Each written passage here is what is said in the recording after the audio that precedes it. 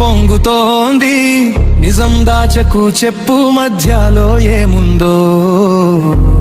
నీ వెనుక జాగ్రత్తగా చూడు. విజయంపై నీ హక్కు ఉండేది, ఇప్పుడు లోకం నాకెదురు. నీ వెనుక జాగ్రత్తగా చూడు.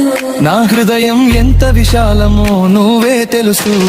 ఆడి ఆడి ఆడి